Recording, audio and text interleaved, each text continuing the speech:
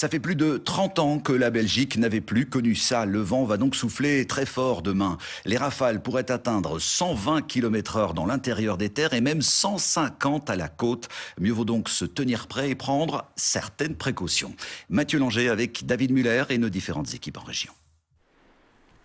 Des blocs de béton placés par sécurité pour protéger sa bâche de jardin. Jean-Claude mise sur l'efficacité. Ici, on est dans les vents dominants. Les vents viennent de ce côté-là. On est sur un plateau.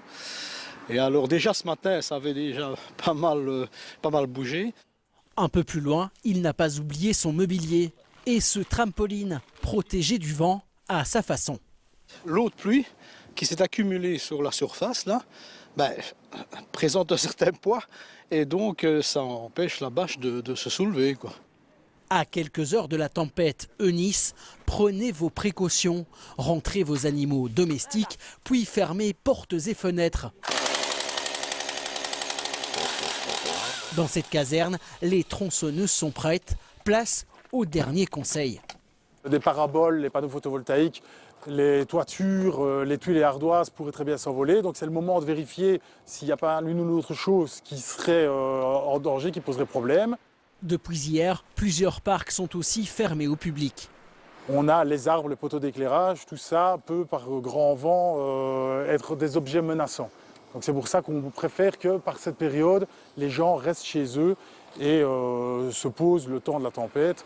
Car en cas de rafales violentes, les accidents de la route augmentent de 20% et sont en moyenne 2 fois plus graves. Un accident type, c'est lorsqu'un conducteur dépasse un autre usager qui, de manière non délibérée, va se projeter vers le premier conducteur à cause du vent. Et donc mieux vaut éviter tout dépassement intempestif. Du coup, le téléphérique de Namur fonctionne au ralenti. Face à des rafales de plus de 72 km à l'heure, le système s'arrête automatiquement. Aujourd'hui ça va encore, mais demain je pense qu'on va devoir interrompre la course du téléphérique régulièrement. On ne prendra pas de risque en tout cas. Ces vents pourraient souffler d'une intensité jamais connue en Belgique depuis plus de 30 ans. En 1990, la tempête avait fait 10 morts, dont 2 enfants. En cas d'urgence, formez le 112 ou appelez le 1722 lorsque